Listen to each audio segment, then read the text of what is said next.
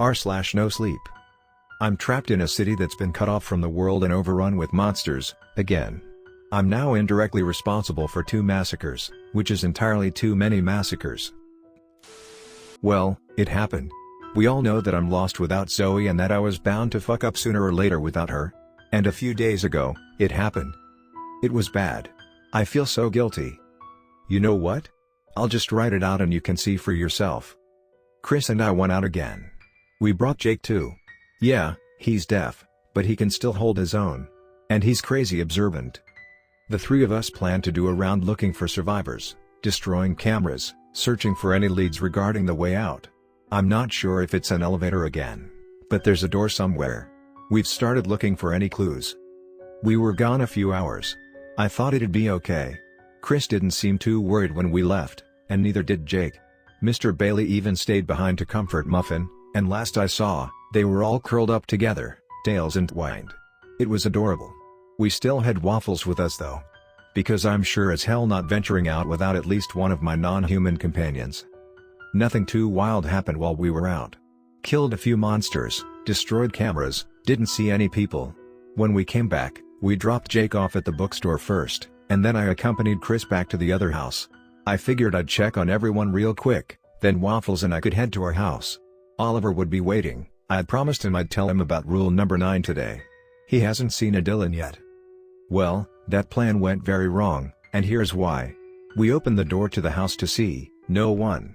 There should have been 15 people inside, but we saw none of them. All of their sleeping bags, backpacks, toys were still there. Just not them. That is, until we went inside and rounded the corner. Immediately Chris stepped back in horror. I've never seen such a big man look so small in his fear. My heart sank. I followed and came around his side, dreading what I might see. Bodies. 15 of them, probably, though I wasn't about to take the time to count. And here's the thing, they weren't torn apart or beheaded or anything like that. No, they were the characteristic empty sacks of flesh left behind by an Ashley. That led me to the kitchen. Stepping gingerly over the deflated balloon-like corpses and trying not to gag, I made my way across the living room into the kitchen. Inside were more drained bodies.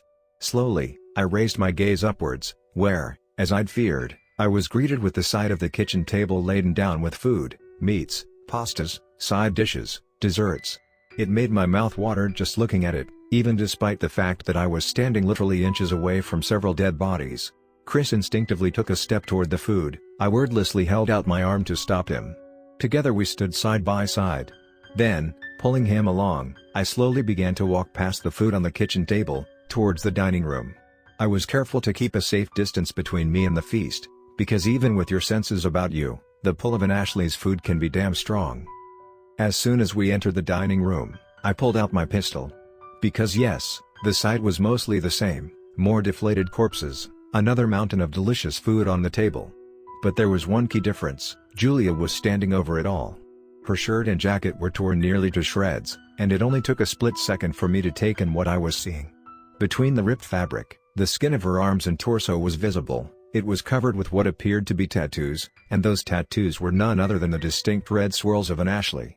Sure, they weren't on her head and face instead of hair, which was the case in every Ashley I'd ever seen. But they were the same exact markings. I'd know them anywhere.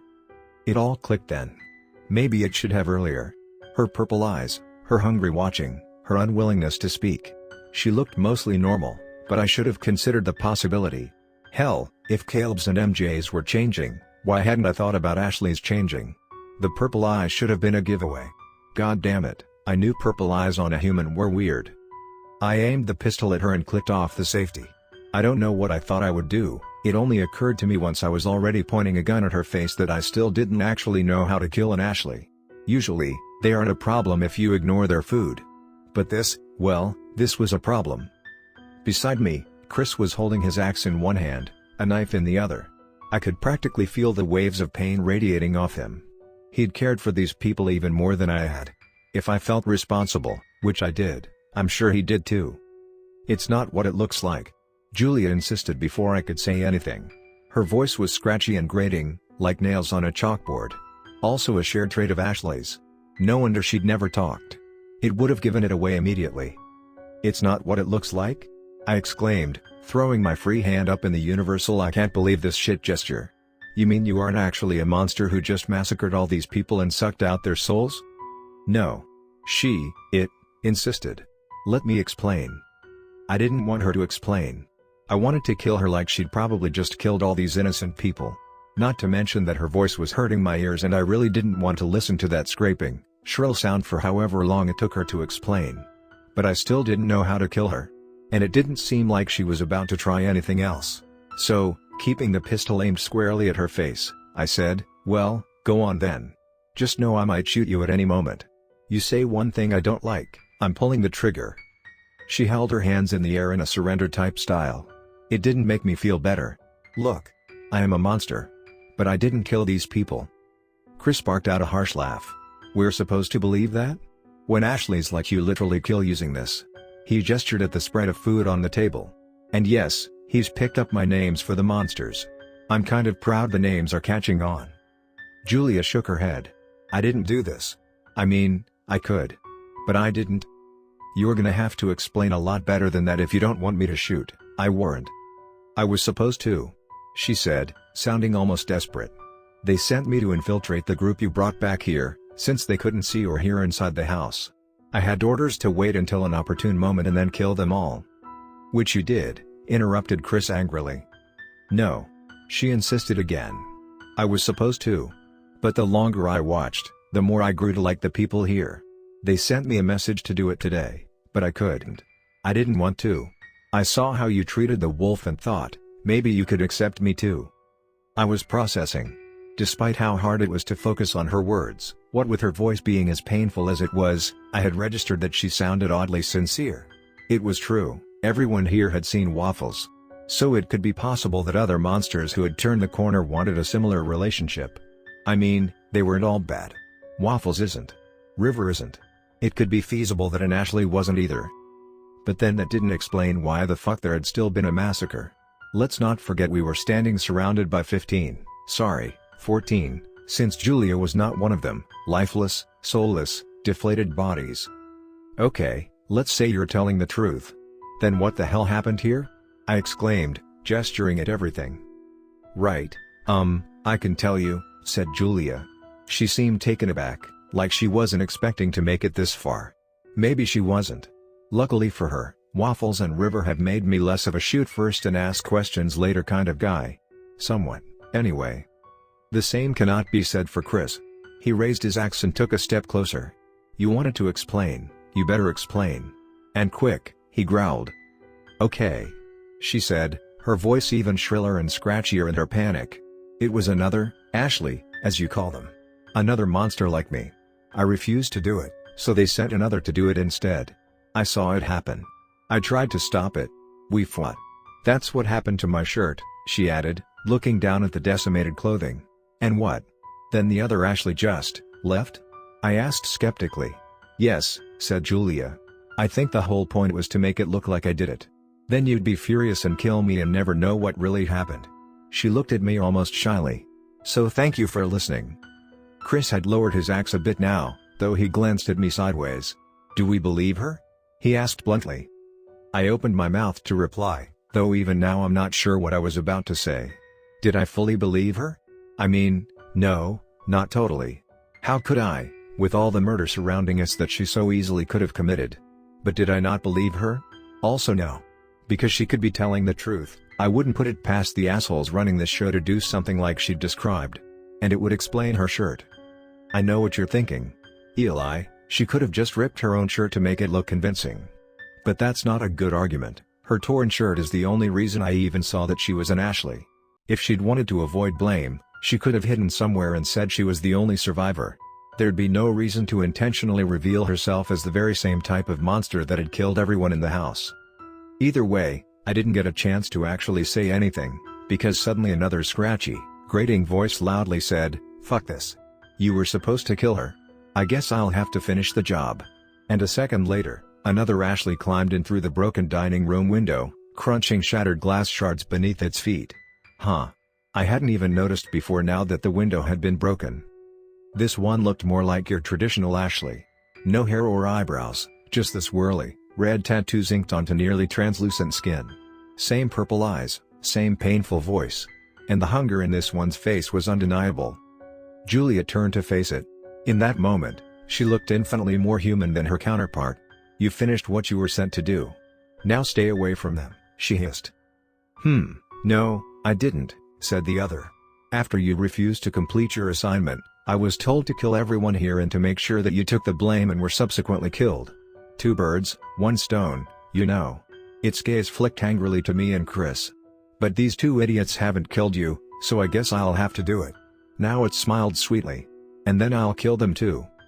Julia shrieked. It was truly a horrific sound, and launched herself at the other Ashley. Then they were fighting in earnest, and I'll be honest, it was weird. I'd never seen an Ashley fight before. They really only appear, offer food, and wander away if you say no. I've never fought one per se, at least not physically, and I sure as hell haven't seen them fight each other. It was more or less like a normal human fist fight, with some elements of a middle school cafeteria food fight. They were tearing at each other with their nails, biting, punching. They were also conjuring food items in their hands and smashing it into each other's faces. Chris and I stood there, transfixed. I watched them roll around on the floor as they struggled. They steamrolled a corpse and it deflated even further. I tried not to gag. There was nothing to do but observe at that point. We didn't know how to kill an Ashley, and even if we did, I wasn't about to get in the middle of a monster-on-monster fight. That's just begging to get fucked up. Luckily, it didn't take all that long for it to be over. The 2 of them were pretty evenly matched, it seemed at first, but Julia was slowly losing steam. Perhaps the 14 souls her opponent had eaten in the last hour had made it stronger. I found myself worried. I wasn't sure if it was for Julia, or because the other Ashley had said it planned to kill us if it won. Probably the latter. Although for the record, an Ashley is not the worst monster I could have gunning to kill me. Suddenly, the other Ashley, let's call it Ashley 2, had Julia pinned. For the first time, I saw its forked tongue emerge as it leaned over her face. "I'm not yet full," it whispered. "I can take your soul too." I cringed, dreading the thought of seeing 2 Ashleys French kiss, as Ashley 2 shoved a hand in Julia's hair, keeping her head against the floor. "You stupid bitch," it said. "I hope they were worth it." Then it leaned forward even more, closer and closer to Julia's mouth. And then Julia's legs flew up as she kicked Ashley 2 with all the force she could muster. I guess Julia had some killer leg muscles, because Ashley 2 went flying backwards several feet, landing on its back on the shattered glass below the window. Julia was on her feet in an instant, and even though bruises were already developing across her almost translucent skin, it was suddenly looking a lot less opaque, and she had food remnants on her cheeks. It appeared to be apple seeds and barbecue sauce, but who could say for sure? And her shirt was hanging on by mere threads. She leapt right back on top of Ashley 2, now pinning it to the floor. Ashley 2 still seemed dazed from its journey through the air. Before it could respond much, Julia had grabbed a particularly jagged, nasty-looking piece of glass. "You stupid bitch," she growled, and in one quick motion she turned Ashley 2's head to the side and jammed the glass shard into the skin behind its ear. The response was immediate.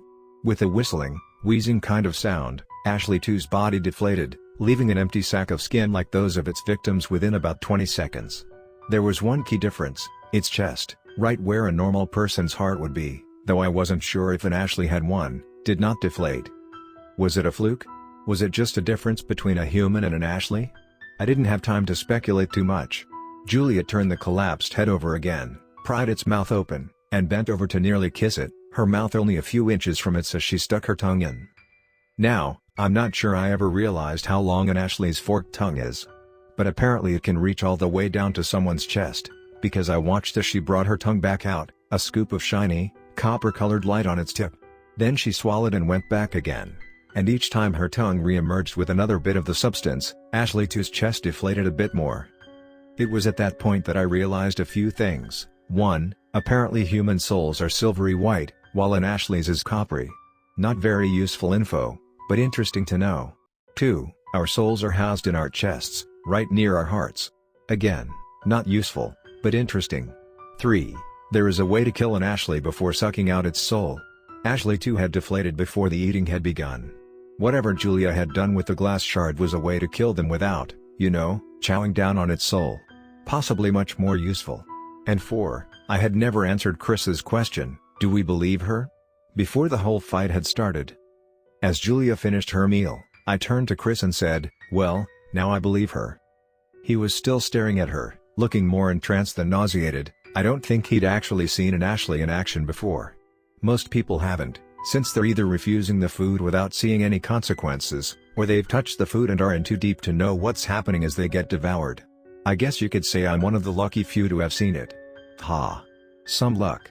And now I've seen it twice. But he nodded and quietly said, "Shit, man. So do I." Finally, Ashley 2's chest was as deflated and empty as the rest of its body. Julia swallowed for the final time and closed her eyes in pleasure. When she opened them and turned to us, they were glowing with a strange sort of light. Thankfully, it faded as she got to her feet and stepped closer. "Sorry about that," she said. "I haven't eaten in a long time. I liked everyone here, but that meant I didn't have any souls to eat for weeks." "Yeah, no, understandable," I said. "Better than us." She looked at me hopefully. "So you don't want to kill me? You believe me?" Honestly, her voice didn't seem quite as terrible now. Maybe I was just getting used to it. I glanced at Chris. "Nah, I don't want to kill you," I said. "And after that spectacle, I believe you. But I do want you to show me how you killed it." She looked at me suspiciously. "You promise you don't just want to know so that you can kill me?" I drew a little cross over my heart with my thumb. Cross my heart and hope to, okay, never mind, poor word choice. No, that's not why.